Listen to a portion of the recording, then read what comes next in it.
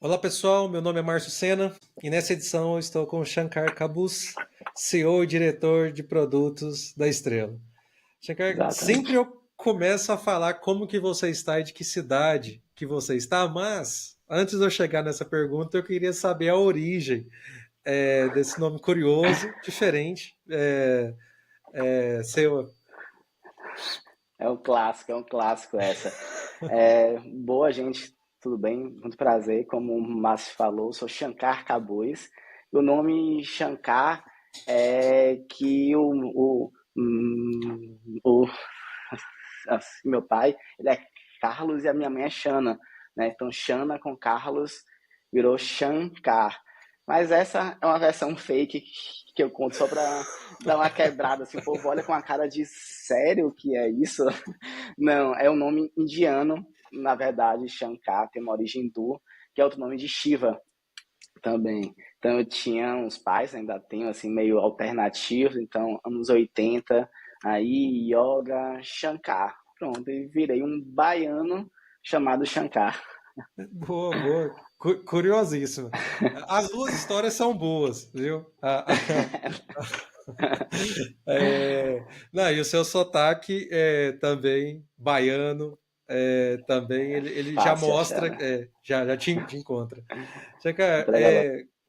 vamos falar um pouquinho mais de você. Eu gosto de falar dos nomes também, porque acho que eles contam também um pouquinho da nossa história, da nossa origem e tudo Total. mais, mas um pouquinho de você, para quem ainda não te conhece, da sua jornada na área de tecnologia, como você chegou, né, na Estrelo, na criação, na inspiração da Estrelo.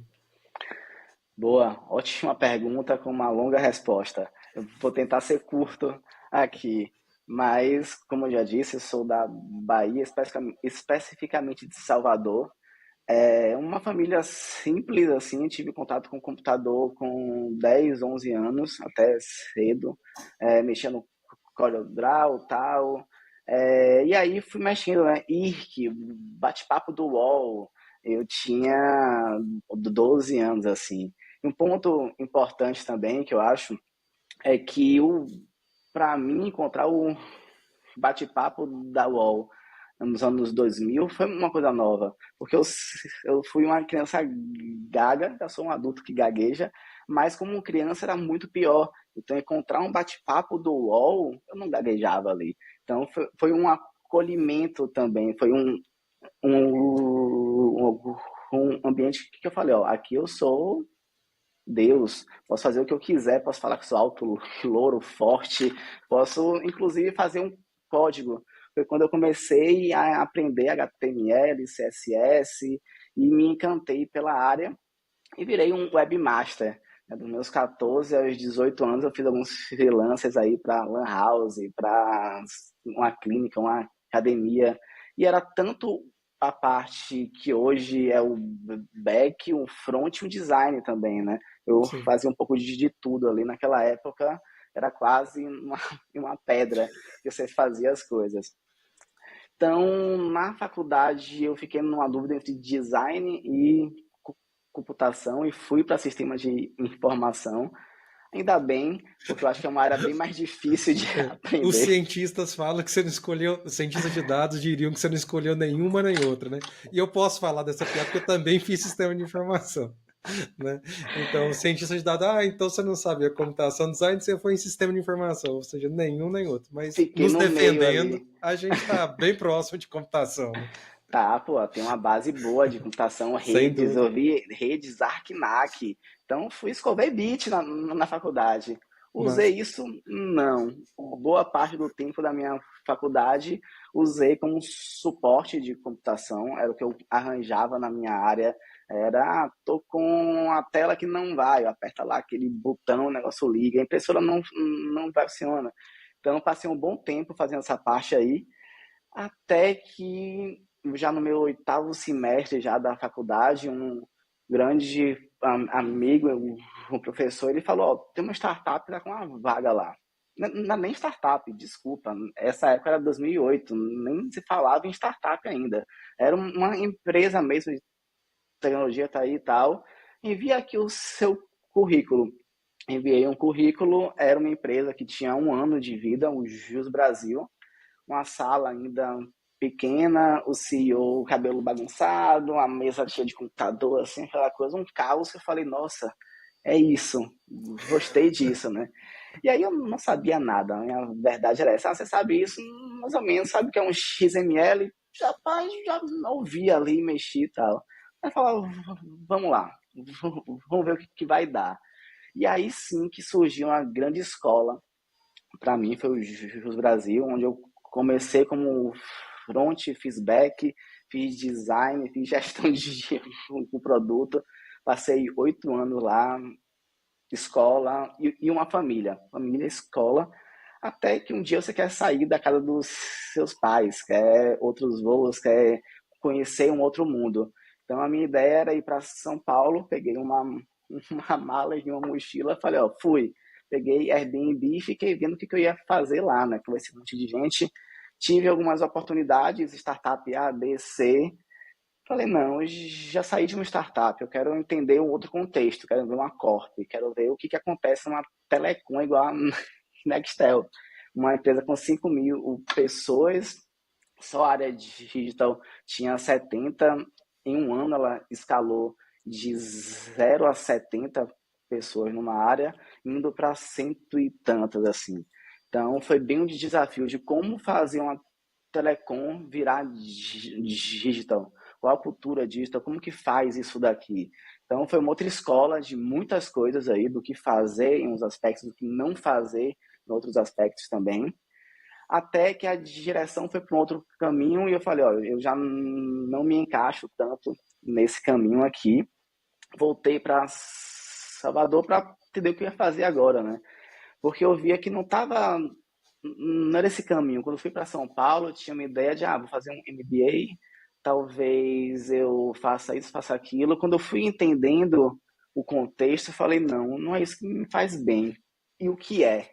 E aí comecei uma nova jornada de entender o que me faz bem como pessoa e como um, um profissional também nessa área, que eu já fiz tanta coisa, mas o que eu sou, o que eu quero. E aí que surgiu o Trello, a partir não de uma grande ideia de ser um Uber de não sei o quê, de ser o grande unicórnio, mas de uma vontade muito grande de aplicar o que eu aprendi ao longo da vida de uma forma mais sustentável, mais socialmente e capitalmente sociável ali. Então só tinha que achar uma ideia, qual seria o ponto de saída, né? E aí o ponto de saída foi num restaurante, eu tive uma experiência horrível e pensei, é isso, um QR Code aqui com cardápio, com uma avaliação de uma experiência, com pagamento de conta e todo um ecossistema para uma empresa fazer uma gestão ali, uma coisa simples, não é nada muito assim não, simples. E aí que eu dei o start no que era o Trello e estamos aí até hoje atendendo aeroportos. Então, comecei com um restaurante, hoje atendemos aeroportos. Spoiler. Boa, boa, boa. A gente vai chegar a muitos detalhes desse. E é curioso, né? Assim, como uma experiência, às vezes boa, às vezes ruim, que não precisa ser uma experiência transcendental, mas que ela nos coloca em um rumo que muitas vezes nem é necessariamente aquele, mas ele vai despertando até a gente encontrar o nicho. E pensando nisso, assim, a sua experiência é riquíssima desde, né, como desenvolvedor, olhando para design ali também o tempo todo. Como que você vê que esse background, antes mesmo da gente falar da Estrela, mas já passando um pouquinho por ela também, como que ela te influencia, né? Você está como CEO e diretor de produtos, né? Uhum. Como que esse background como um todo ele vai influenciando não só a ideia inicial, a inspiração inicial de, opa, dá para fazer um ecossistema, porque isso já tem background seu envolvido ali, né? Sim. Essa expressão. Mas até os novos produtos, as novas necessidades, as novas features ali dentro. Boa pergunta. Eu digo que eu tenho uma visão de raio-x, né? Há muitos anos olhando pixel, detalhe, experiência, UX, código. Então, e agora muito business também. Já tinha business quando você faz uma gestão de um negócio, quando você é um PM em uma área, você já trabalha muito com negócio, stakeholder, tal. Então, eu acho que essa junção de coisas que me dão hoje uma visão mais holística e integral, eu acho, de tudo, tudo. Eu acho que na cultura da empresa, na forma que você contrata, na forma que você resolve algum problema, na forma que você escolhe qual o problema que deve ser resolvido antes. Eu acho que tudo aí eu uso um pouco de design, um pouco de código, do pensamento racional, de uma lógica para fazer uma proposta comercial com um bom design, um bom contexto, fazer um código MVP, que o que realmente importa nesse MVP aqui. Então, essa visão aí, eu acho que é um grande diferencial em mim, né? E acaba que vai um pouco para a empresa Sem também, que dúvida. ainda tem bastante ainda de mim nela. Certo. E tem talvez alguma uma estratégia que você use, por exemplo, para você distinguir, né? A gente está falando assim, sempre. Eu ia falar assim, depois da pandemia. Não, na verdade, sempre existiu muitas especulações, muitas. Eu lembro da minha faculdade, né? Porque a gente falava, web 3.0 vai ser tal coisa. Mas isso já era a segunda versão da Web 3.0, que depois nem foi, não era web semântica, não foi isso e tudo mais. Então, como que você consegue, né, como CEO e estando na frente dos novos produtos, dos produtos existentes, das features, o que é uma distração tecnológica do mercado, da indústria em si, e o que Pô, realmente são inovações, o que realmente são elementos, tecnologias que precisam de atenção e que a gente não pode perder o timing. boa também. Existe o dilema da inovação, né? Que é aquela coisa que entra numa época que a inovação. Não entra numa época, acho que em qualquer época, quando você fala de inovação, entra um hype, metaverso, ou tudo. Você cria um hype para que aquilo vire realmente uma tendência. E acaba que na inovação, algumas pessoas entendem que a inovação é uma tendência, não uma solução para alguns problemas que devem ser realmente resolvidos naquele momento. Então, eu acho que tem dois pontos aí que eu diria: ego e ROI. Eu acho que quando você toma uma decisão com ego, você toma uma decisão ruim. Uma inovação porque eu quero ser o dono da novo. Você vai por um caminho que não vai ser bom. Então, quando você tira um pouco da arrogância de achar que já sabe o que é certo e se abre para o novo, para o que pode vir, aí começa a fazer uma ciência, começa a experimentar as coisas, a olhar mesmo o que está acontecendo com uma visão mais aberta e orientada a um ROI.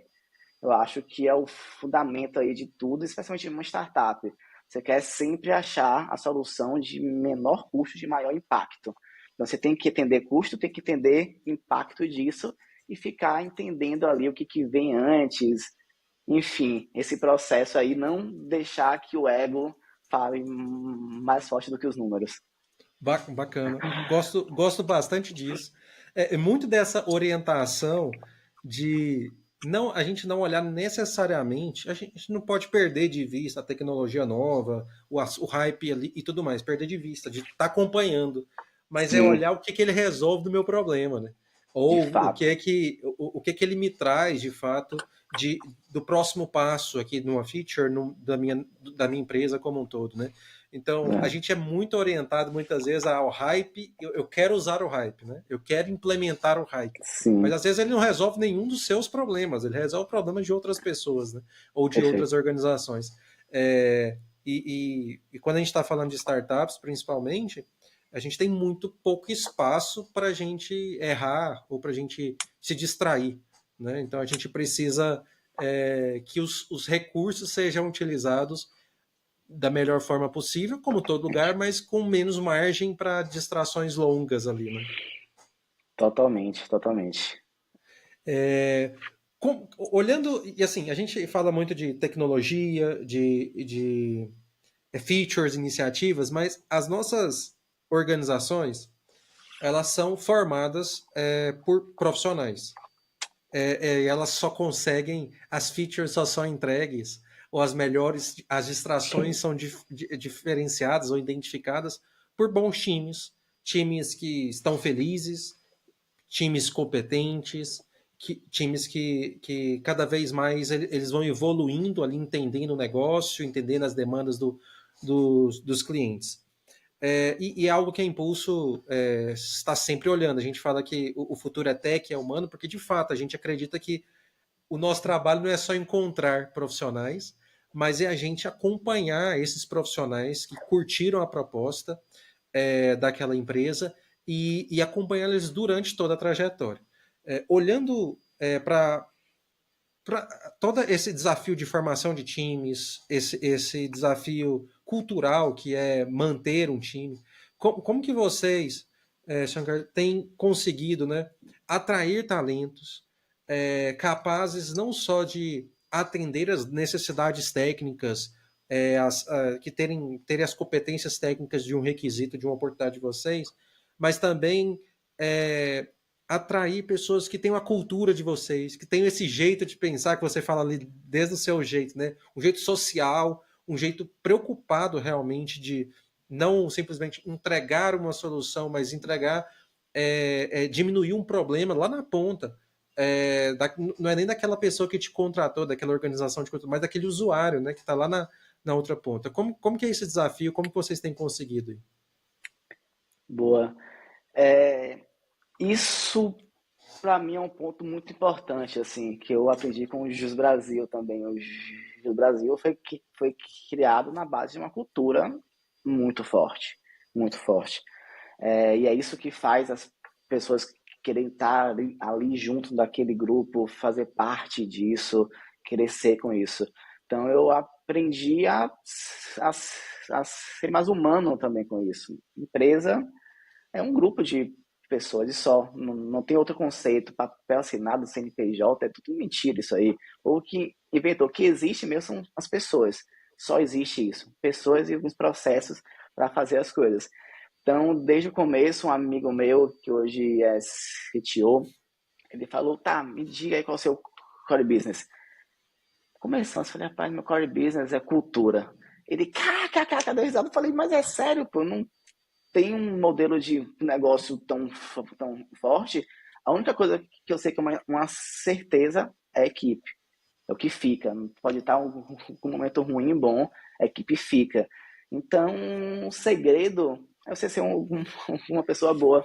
Eu acho que o segredo é você ser honesto, ser aberto, ser ali sincero, amar as pessoas, o que você faz também e entender que o dinheiro ele serve para isso, para que as pessoas estejam bem. Quando as pessoas estão bem, vem o dinheiro e as coisas acontecem num ciclo bom. Tem o ciclo ruim também. Você oferece o dinheiro antes para aquela pessoa fazer algo e aí ela vai atrás de um dinheiro.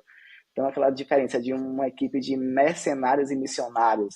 A gente tenta ter aqui uma missão forte, especialmente numa empresa bootstrap igual a gente. A gente não tem dinheiro para queimar e fazer um sonho ou botar um dinheiro na frente.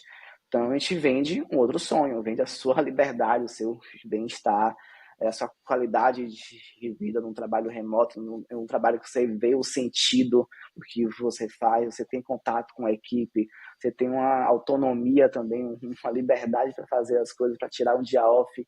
Então acho que é o que essa geração quer, inclusive a minha, a sua, o que essa galera com a cabeça mais digital quer hoje, eu acho que é isso. Mas autonomia e sentido também, fazer parte de algo. Boa, Então a boa. gente faz isso, a gente tenta achar quem tem esse mesmo perfil aí. Em boa parte disso são pessoas júniores, pessoas mais júniores que têm muita vontade de aprender, de desenvolver. Então a gente tem todo o prazer do mundo em pegar essas pessoas com a vontade, um talento que eu falo que tem um potencial elástico. Quando eu vejo aquele talento com potencial para você esticar ele, essa pessoa aí daqui a um ano aqui tá voando, daqui a dois tá decolando. Que massa, massa. Não, e eu acho que tem muita conexão, né? Assim, a gente tem centenas de pessoas passando dentro dos nossos fluxos de contratação semanalmente aqui na Impulso, e a gente percebe o quanto cada vez mais o propósito, você usa a palavra o sentido, né? Faz muita Por quê? importância. A gente não publica muitas vezes de qual é a vaga, de qual empresa é aquela oportunidade, mas essas são uma das primeiras perguntas que a gente vai responder durante o processo, porque é o que a pessoa quer saber também. Como que é a cultura lá, como que é o ambiente lá, quanto tempo ficaram as últimas pessoas lá, mas também o que eles fazem. Qual é o projeto? Porque, beleza, a gente pode falar o nome da empresa, a empresa é nacional e tudo mais, é enorme, mas então, qual é o projeto deles ali dentro? Porque esse sentido, esse propósito, ele está alinhado. As pessoas querem receber bem, as pessoas querem ter um, um ambiente, um time ali para eles trabalharem, mas parece que o principal assim é qual é o propósito desse produto que eu vou mexer, desse projeto que eu vou mexer, porque isso molda, não para a pessoa saber, eu vou ficar ali pouco tempo, ou eu quero de fato competir nessa candidatura aqui, porque essa faz muito sentido com o meu jeito, né? Então o que você fala não enche só os Sim, seus olhos, apenas, mas que eu posso ver daqui, mas também de uma galera, como você disse, que é digital e que quer receber bem, mas quer também ter uma vida com propósito, uma carreira total, com impacto, né? E exatamente. olhando para a Estrelo, o negócio em si, que é mantido, movido por pessoas, como você mesmo destaca, nesse ambiente competitivo que nós temos, como que antes eram restaurantes, então eu acho que você tinha uma gama muito maior de opções, ao mesmo tempo competições e tudo mais, mas você foca num setor específico, com um volume menor, mas que também tem uma abrangência grande dentro do nosso país. Mas quais são os principais diferenciais das soluções que a Estrelo propõe para os seus clientes? Boa. A gente, no começo, era um SaaS, a gente oferecia um chatbot ou uma ferramenta de delivery. Após essa pandemia, a gente teve que dar uma pivotadazinha e fez isso. Então, o que você falou, a gente no começo queria era algum cliente, queria rodar, receber algum feedback, ter uma assinatura de R$ 100 ali por mês, soltava fogos. R$ 100 por mês, MRR de 10 mil, meu Deus! Até um ponto que você fala, tá, mas isso não vai fazer a diferença que a gente realmente precisa para chegar numa receita realmente relevante. A gente tem que fazer uma venda para 10 mil clientes, um ticket desse aqui. Então, para você atender muita gente, o custo também de operação era alto, o custo de marketing era alto, a estratégia era outra, ia exigir um investidor, alguma outra estratégia que botasse um dinheiro antes para conseguir abrir base. Enquanto isso, apareceu, né, oportunidades do nada, as coisas vão acontecendo, você está ali andando com um aeroporto, o Rio Galeão. Então, o Rio Galeão ele queria uma solução também muito parecida com o iFood interno e mais outras ideias aí. Então, a gente entendeu a dor dele, fez uma consultoria de um produto mesmo, fez um design thinking de ponta a ponta, falar, tá, você quer isso, mas o que você realmente precisa é isso daqui. Eles, ok, vou ver aqui o que eu faço. Então, aí a gente começou a desenvolver uma solução com eles. No final de 2021, começo de 2022, mais ou menos.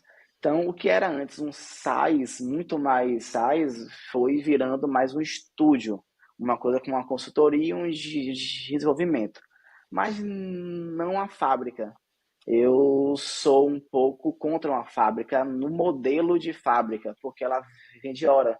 Quando você faz uma venda de hora, você tem um conflito de interesse com o produto.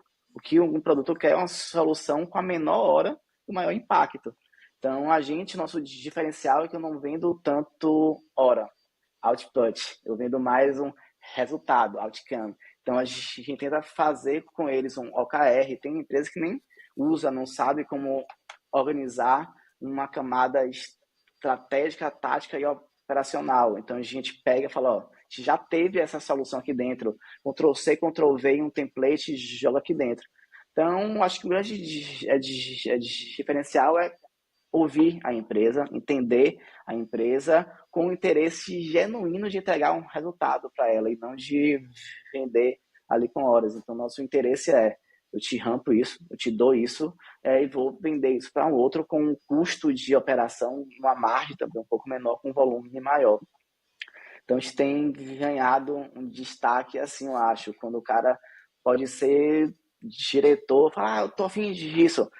Mas você não acha melhor, em vez de um cavalo mais rápido, você ter uma moto? Existe moto? Então, o nosso papel é esse também, de abrir os horizontes do digital e ajudar uma camada de negócio a tomar uma decisão. Então, eu digo o custo, ó, isso é mais caro, isso é mais barato, isso pode ser melhor, isso pode ser pior, e junto ali, né? Então, é meio como se fosse a área de digital de uma empresa, mas estando fora. O que é bom, porque a gente ganha uma agilidade estando um pouco fora do arcabouço de uma empresa que é um transatlântico ali, né? A gente é um E, jet ski. assim, e para a empresa, eu acho que isso é um grande braço ágil, porque assim, tem um porquê do transatlântico, usando essa metáfora aí, ele tem algumas rigidez, algumas burocracias, né? Tem um volume ali Faz muito grande sentido. se movendo E o e tudo risco é mais. altíssimo também. Isso. Mas eu utilizar de parceiros, né, como a Estrela, para que ele me dê agilidade, para que ele teste hipóteses e valide hipóteses, mas não só hipóteses, construa de fato Sim. que aquilo ali amadureça para ser uma solução em que aquele transatlântico demoraria a chegar, até porque ele tem todo um arcabouço cultural, burocracia. É, assim, você imaginava isso lá naquele restaurante? Essa pergunta que agora veio na minha cabeça. É Você muito doido. imaginava algo disso naquele É muito restaurante? doido. Márcio, tem nada a ver com o que eu pensei no É muito restaurante. doido. É a prova que a gente não sabe de nada. Somos uma folha quase em branco aí, né? E eu digo às vezes o dar errado é o melhor que poderia acontecer. Você só não sabe ainda. Mas foi a partir de coisas que deram errado que aconteceu um monte de outras coisas que foram dando certo, em um sentido que eu falei, não, eu nunca ia fazer esse roteiro aqui. As coisas realmente têm uma autonomia do universo aí que você, quando você solta e aceita também algumas oportunidades, alguns estímulos e algumas adversidades, quando você aceita e faz de um limão a limonada, para falar, e acho que a gente vai vendo no longo prazo as coisas começando a acontecer e o que antes eram, como assim? Entendi agora por que aquilo aconteceu. Então, não, nunca imaginei que a gente iria para aeroportos e não imagino que será do nosso futuro. Se vai ser um foguete, se vai ser uma escola, se vai ser não sei. Então, essa cabeça de estar sempre aberto, eu acho que é o que deixa a gente vivo. Mas assim, quais que foram, né, os maiores desafios que você linka, além talvez do novo, né, mas que é essa transição, né, da ideia do SaaS inicial. Você falou assim, caiu de paraquedas, mas só quem está nos ouvindo aí, você fala, nesse momento você usou umas aspas assim, né, Sim. visuais. Quais que foram os desafios, assim? Talvez tenham ter sido desafios do próprio time, tipo assim, Shankar, o que é isso? Nós não sabíamos disso. Ou teve algum outro desafio que te marcou aí, seja no desenvolvimento, na implementação do estúdio, dessas soluções últimas que vocês fizeram? Desafios são tantos, né? Tantas camadas assim. Mas eu pego equipe, acho que dá uma direção para uma equipe e você ser o responsável por aquela pessoa, aquela família, você toma uma decisão com um peso muito maior. Agora não é só eu que estou com a skin in the game aqui, tem outras pessoas também que esperam algo, esperam resultado. Então, você tomar escolhas ao longo do tempo de diferentes formas, tanto de design, quanto de produto, quanto de um negócio, quanto de um segmento, enquanto você encontra uma equipe que confia em sua direção, que você também confia para guiar isso. Então, acho que é o que a gente faz, quem que vai fazer isso e como que isso é feito. Que é outra etapa. Como que 4 pessoas eu vou fazer uma gestão. Uso do Trello aqui, tá suave, 4 pessoas. Entrou uma quinta, abriu uma área nova, já não dá certo, vamos pro Basecamp. Basecamp, né, não dá certo, subiu o time, aumentou o custo, vamos para... Então, cada a cada fase da gente, que a gente evolui em termos de receita, ou de equipe, ou de maturidade em algum aspecto, você tem que adaptar a operação, adaptar uma cultura, adaptar um processo, adaptar tudo aqui dentro.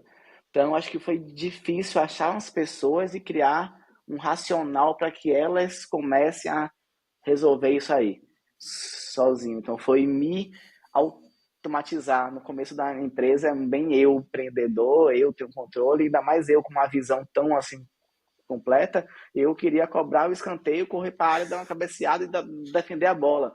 Então era muito difícil sair da operação. Então eu fui saindo aos poucos da operação, enquanto as pessoas que estavam aqui há 4 anos comigo desde o início foram começando a absorver isso aos poucos. Muito E assim, aprendizado. não, é incrível esse aprendizado, porque e a gente está falando de vocês dentro de um modelo bootstrap aí, atuando com aeroportos, por exemplo, né? Dentro de lembrando é de fato jet skis, lanchas, é, com é, times, outros times extremamente rígidos, pessoas de negócio ali com a, talvez até experiências ambas grandes, sim, mas dentro de um outro contexto ali. É, como que vocês têm apoiado, Shankar, nessas tomadas de decisão, seja numa transformação digital, seja no entendimento, né? Você já falou um pouquinho desse modelo de estúdio, que é essa conversa muito um a um ali, para entender realmente o problema e não simplesmente estancar com uma solução é a que eu tenho, né? Mas como que vocês têm apoiado uma aceleração dessas empresas ou até que eles tirem do papel algum plano que estava armazenado que o time deles não conseguiram ter uma atração, conseguiram resolver, ou que outros fornecedores não conseguiram resolver, mas que agora vocês conseguiram, né? Como que vocês têm apoiado essas empresas distintas, diferentes dentro do contexto de vocês? O grande desafio que eu enxergo assim é a educação digital. Acho que ainda tem um mindset muito orientado a um projeto. Vou fazer uma casa, ela vai ser de quanto? Vai ser como? De 2 quartos, uma sala, tá? Vai custar quanto? Tem um ano. Eu vou ter um retorno de quanto com isso? Então, assim, eu tenho que educar, ó, isso não é uma padaria. E você é um modelo muito comum de negócio, que você já sabe o pastel, o pão, quanto custa, você faz conta ali, matemática. Você tem uma incerteza absurda no digital e que ainda é uma grande barreira hoje para um diretor de empresa aceitar a incerteza. Ele tem que, de certa forma, dar um tiro, uma penumbra, né? Não está tão claro, não tá tão escuro. Eu tenho ideias aqui. Então você tem que construir uma nova forma de pensar e entender o que é um produto, o que é um projeto, escopo aberto, escopo fechado, o que é uma incerteza, um design thinking, o que é discovery. Tem uma etapa de um discovery, eu só consigo dizer que vai ser feito minimamente após um discovery. Então, a gente está tendo que fazer uma apresentação comercial que é quase um e-book, para dar todo um contexto sobre o digital, era digital, eficiência, os benefícios, algumas coisas que para empresas de tech, startup, algumas já é algo muito óbvio, mas para outras ainda tem alguns modelos de tenho que ter uma visão de retorno na frente, porque eu só consigo um orçamento com isso, para o investidor falar isso. Então, quando você entra numa cadeia de dinheiro, o único retorno que tem é um dinheiro. O digital, você tem um retorno de eficiência na operação, um retorno de satisfação de um cliente, de um passageiro, no caso do aeroporto. Você tem retorno de aumento de receita e redução de custo. Também você tem isso. Mas tem coisas como um aeroporto, eu não sei dizer a ele qual vai ser o retorno de quando ele implantar um delivery no terminal internacional dele. Eu tenho como fazer uma estimativa, uma conta, mas não tenho como dar uma certeza. E é isso que dá uma bloqueada no gerente, que o gerente depende de diretor, o diretor depende de alguém. Então a solução está sendo essa: educar essa cadeia toda sobre o que é uma transformação digital e os benefícios dela, né? Bacana. E assim, esse é um ponto curioso, porque assim, e me vejo em várias das situações aqui, enquanto HLabs, agora na Impulse, que esse trabalho de educação é muito importante, né? Não são poucas as organizações que chegam até nós e querem assim, né? Eu tenho esse orçamento para entregar em um ano esse projeto. Em 6 meses esse projeto, em 3 meses esse projeto. E a educação, ela vem para nos. Eu acho que como esse apoio que vocês fazem é fantástico, porque, beleza, pode ter até quem queira se comprometer no escopo fechado de fazer 1001 coisas num tempo X. Mas entender que o digital, na verdade, as obras também são assim, mas o digital ele é tão intenso assim, é, que, beleza, dá para se fazer em 3 meses, mas talvez não é exatamente o que você quer ou com o preço que você quer. Algumas coisas precisam mudar, mas muitos estão atrás do sim, eu consigo fazer o que você consegue fazer o que eu quero, né?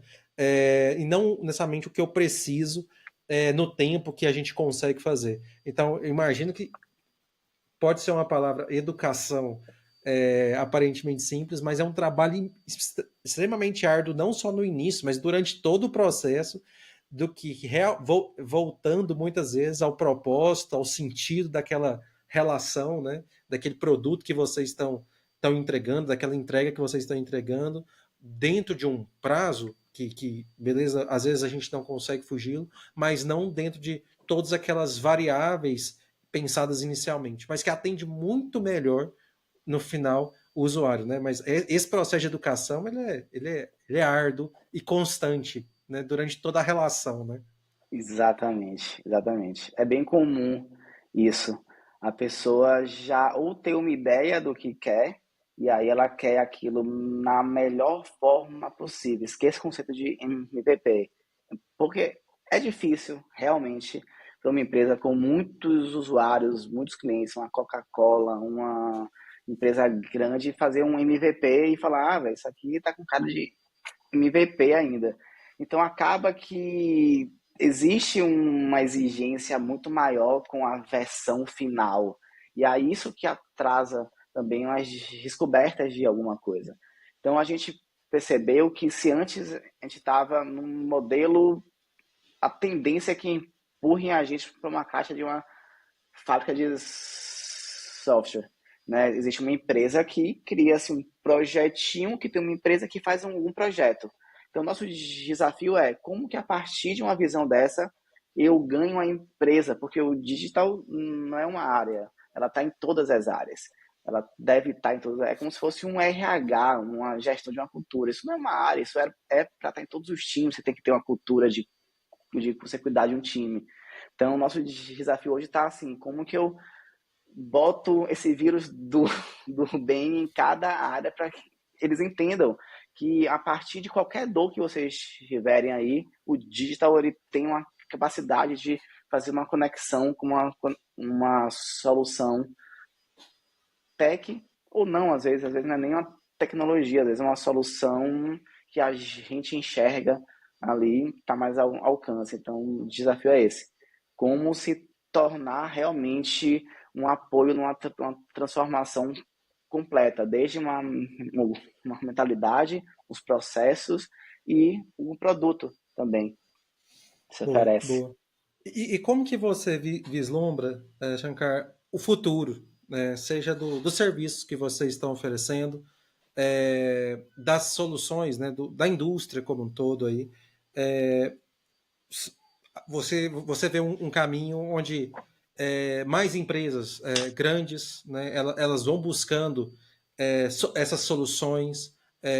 E aí eu não estou nem me limitando aos aeroportos, restaurantes, shoppings, né? Que são clientes de vocês, mas qual é o protagonismo, né, de empresas como a Estrela e da Estrela num futuro próximo, diante desse cenário de tanto barulho também, né? A gente acha que tem muita inovação, tem muita novidade, ou empresas que trazem propostas interessantes, mas a gente tem muito barulho que talvez tampam as boas vozes, e a gente precisa distinguir um item do outro, né? Então, como que você vislumbra aí?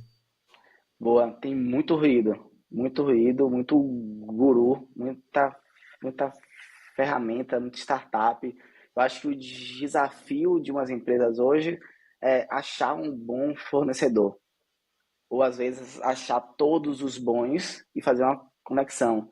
Então, acho que o futuro da gente é um ecossistema completo, onde uma empresa possa fazer a aquisição, captação de um cliente, a gestão de um cliente, fazer a venda, fazer toda de ponta a ponta em um único sistema, em um único lugar, em vez de ter um site que se conecta com o CRM, que se conecta com o WhatsApp, com o Zendesk, com um monte de coisa, com Notion.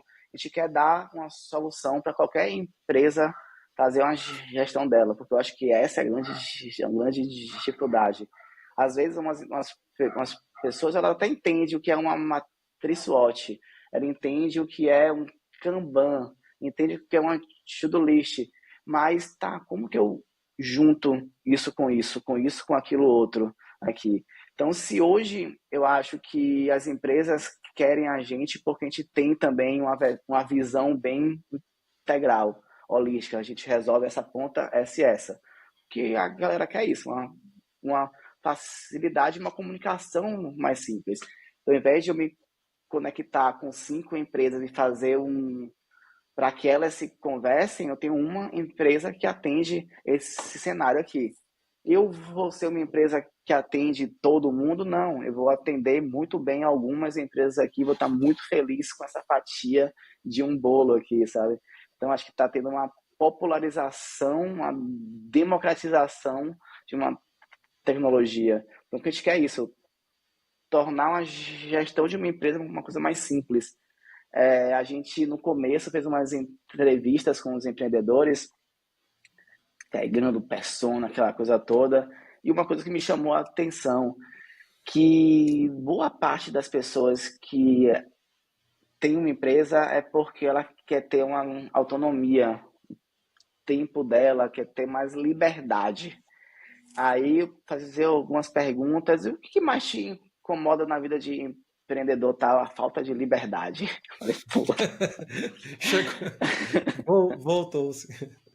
Pois é, então como dar realmente mais tempo para as empresas, as pessoas das empresas?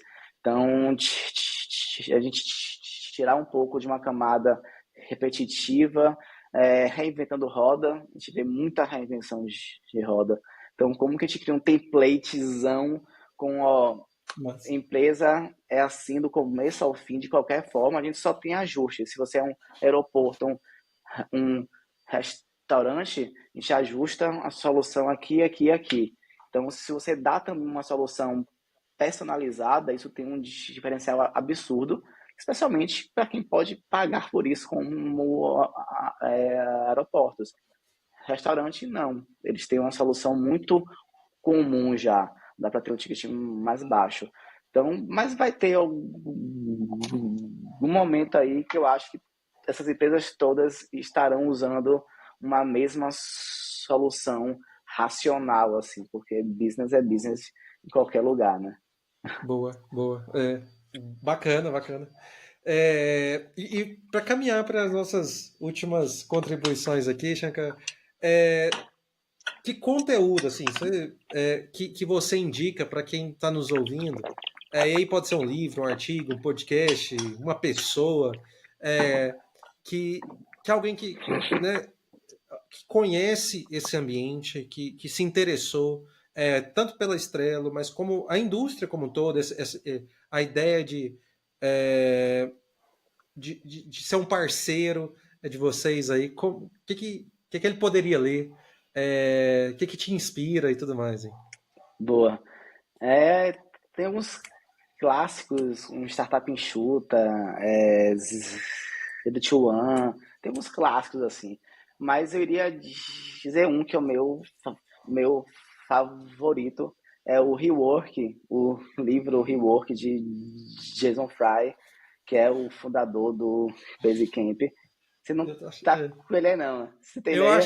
Eu acho que ele tá por aqui, ó. Ele tá por aqui. Ele é um pretinho com nome vermelho. Acho que é aquele ali, tem um papel amassadinho. Acho que tá bem em cima da sua cabeça, eu acho. é esse mesmo.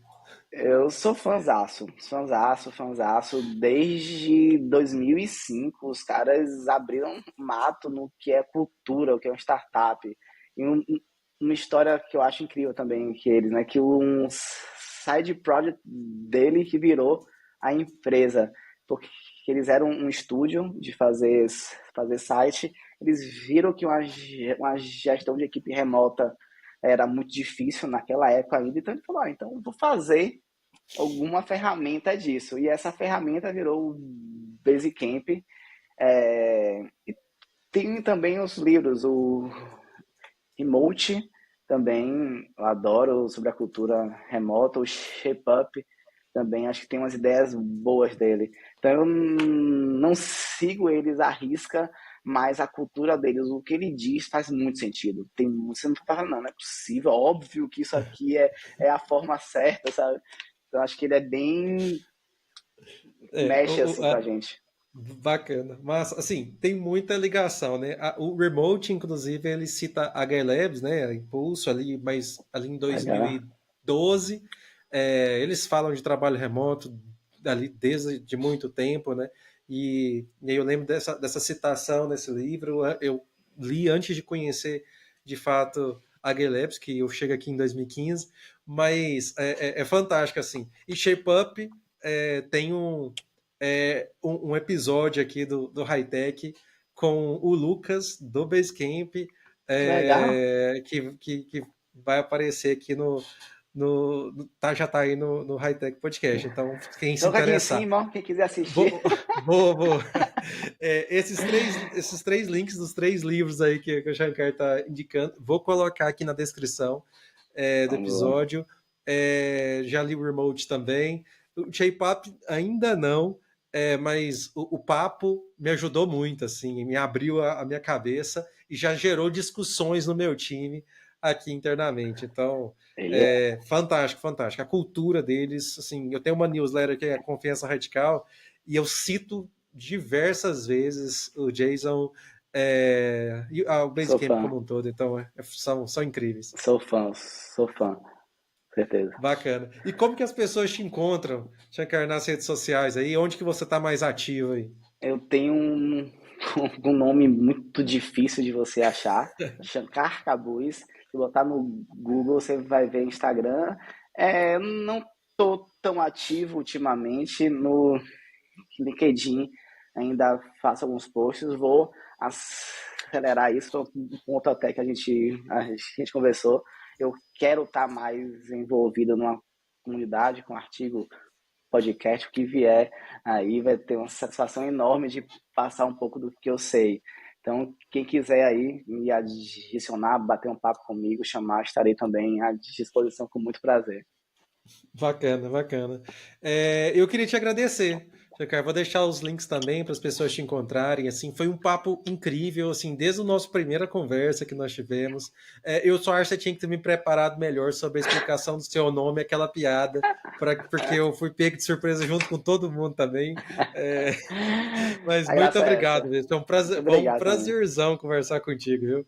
Muito obrigado também por o convite. A minha primeira vez em algum podcast também. Espero que venham outras oportunidades também, mas achei um papo super fluido também, super, super sem cabeça. Se tiver algum outro daqui a um tempo, me chame também. Estarei Por aqui. favor. Farei isso mesmo, que foi um prazerzão mesmo.